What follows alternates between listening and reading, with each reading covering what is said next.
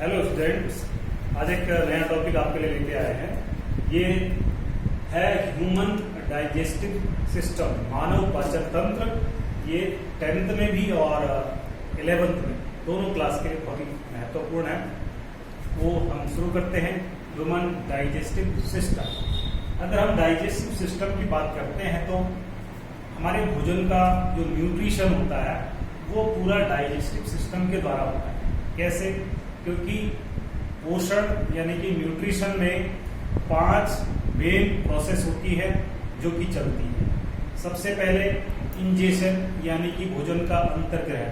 अगर अंतर्ग्रहण की बात करते हैं तो भोजन का अंतर्ग्रहण माउथ कैविटी के द्वारा होता है। यहाँ पे आप देखेंगे ये माउथ कैविटी है, मुख गुहा ऊपर की तरफ नाजल कैविटी है।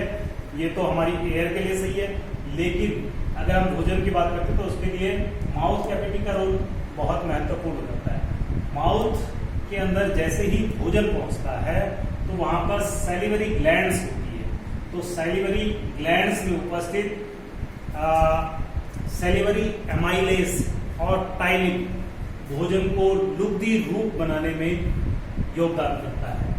साथ ही साथ इसके अंदर माउथ कैविटी के अंदर टीथ होते हैं, विभिन्न प्रकार के टीथ होते हैं जो अलग अलग काम करते हैं, जैसे incisor, canine, premolar and molars. तो ये क्या करते हैं? भोजन को टुकड़ों में तोड़ने का काम करते हैं और बारीक बनाने का काम करते हैं। और उसके ऊपर फिर सैलिवरी ग्लैंड्स सेक्रीशन डाल करके उसको लुब्धि रूप दे देते हैं, मुलायम बना देते हैं। उसके बाद जो है भोजन एसोफेगस से, इसके यहाँ तक जो है एक पैसेज अलग अलग रहता है। यहाँ पे एक हो जाता है लैरिंग्स, जहां पर होता है वहां पर ये नाजल कैविटी और माउथ कैविटी एक हो जाती हैं। फिर यहाँ से ये अलग अलग हो जाती है। फिर यहाँ से जो ट्रैकिया होता है वो फेफड़ों में चला जाता है और जो एसोफेगस होता है वो स्टमक में चला जाता है।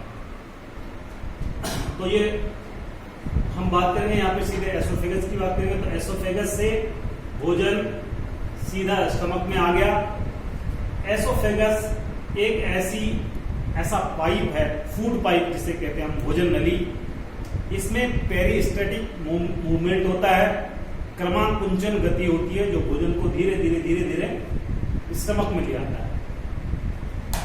जब स्टमक में फूड पहुंचता है तो स्टमक में आपका आमाशयिक रस जिसे हम कहते हैं, स्टमक जूस होता है। इस स्टमक जूस में 3 प्रकार के तरल पदार्थ उपस्थित होते हैं। हाइड्रोक्लोरिक एसिड उपस्थित होता है, इसमें म्यूकस उपस्थित होता है जो कि आमाशय की दीवारों में रहता है। स्टमक की वॉल में ये म्यूकस बहुत महत्वपूर्ण भूमिका निभाता है। साथ ही साथ जो पेप्सिन एक एंजाइम इसमें निकलता है। अगर हम HCl की बात करें तो ये भोजन को एसिडिक मीडियम में लाने का काम करता है, अम्लीय माध्यम बनाता है, जिससे भोजन क्या होता है, छोटे छोटे टुकड़ों में बंट जाता है। अगर हम म्यूकस की बात करते हैं तो म्यूकस क्या करता है? ये आमाशय की आंतरिक दीवारों की सुरक्षा करता है हाइड्रोक्लोरिक एसिड से, ताकि इसकी दीवारों को क्षति ना पहुंचे, क्योंकि हमें पता है कि हाइड्रोक्लोरिक एसिड हार्ड होता है। पेप्सिन की बात करें तो ये प्रोटीन का पाचन करने का काम करता है। इसके बाद हम आते हैं, भोजन आता है छोटी आंत की तरफ, और छोटी आंत के 3 पार्ट है। 3 पार्ट है। सबसे पहला है ड्यूडेनम, ग्रहणी, फिर है जेजुनम, अग्र क्षुद्रांत, फिर है इलियम, क्षुद्रांत। तो ये 3 पार्ट में भोजन का पूरी तरह पाचन हो जाता है। कैसे? जब सबसे पहले ड्यूडेनम के अंतर्गत ये भोजन आता है तो ड्यूडेनम में यहां से जो लीवर हमारा है, यकृत, इसके द्वारा बाइल जूस सेक्रेट होता है। जो बाइल जूस होता है वो गाल ब्लैडर में स्टोर होता है। गाल ब्लैडर में स्टोर होने के बाद ये बाइल जूस इस ड्यूडेनम के अंतर्गत आता है, और ड्यूडेनम के अंतर्गत आने पर ये एक बेसिक मीडियम तैयार करता है, क्षारीय माध्यम तैयार करता है, ताकि जो हमारा पैनक्रियाज है इससे आने वाले विभिन्न प्रकार के एंजाइम को काम करने का मौका मिल सके। कैसे? क्योंकि जब तक यहाँ पर माध्यम क्षारीय नहीं होता, एसिडिक मीडियम नहीं होता भोजन का, तब तक जो है ये पैनक्रियाज से निकलने वाले एंजाइम्स काम नहीं कर पाते। तो यहां से जो एंजाइम्स निकलते हैं एमाइलेज, ये ग्लूकोज में बदल देता है कार्बोहाइड्रेट को, ट्रिप्सिन ये प्रोटीन को एमिनो एसिड में बदल देता है, और लाइपेज फैट को फैटी एसिड में बदल देता है। तो इस तरीके से यहाँ पर भोजन का काफी पाचन हो जाता है। इसके बाद भोजन और आगे बढ़ता है बहुत, साथ ही साथ क्या होता है देखो, ड्यूडेनम के अंतर्गत जो बाइल डक्ट के द्वारा जो बाइल जूस आता है, वहां पर वसा का इमल्सीकरण होता है, emulsification of the fat. Fat का इमल्सिफिकेशन मतलब छोटे छोटे टुकड़ों में फैट्स बढ़ जाता है। इसके बाद जेजुनम यानी कि अग्र क्षुद्रांत में आता है भोजन, और इलियम में आता है।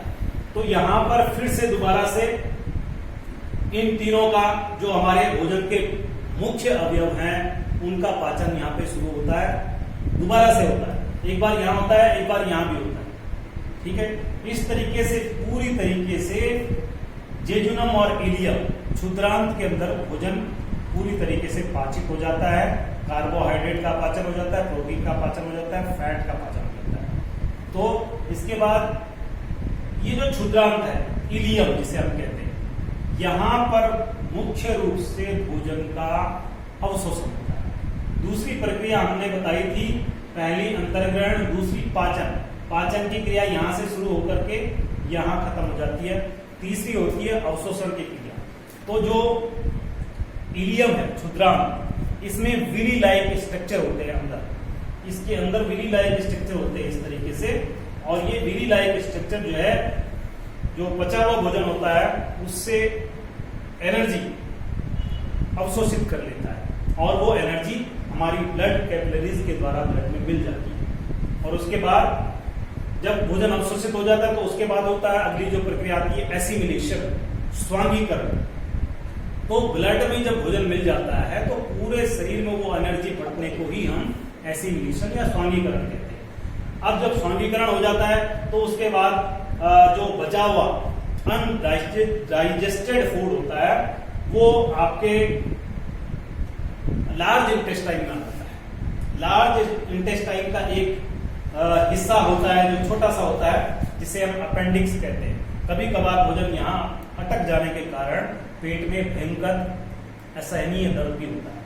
तो जब लार्ज इंटेस्टाइन में भोजन आता है तो यहाँ पर जो भोजन के साथ पानी की मात्रा होती है वो पूरी तरीके से अवशोषित हो जाती है, और बचा हुआ भोजन रेक्टम में इकट्ठा हो जाता है और एनस के द्वारा बाहर निकल जाता है।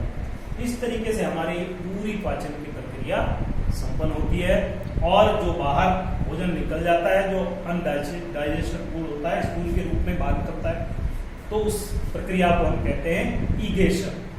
तो ये 5 विभिन्न प्रकार की प्रक्रियाओं के द्वारा हमारा शरीर का, हमारे भोजन के द्वारा हमारे शरीर का पोषण, ठीक है।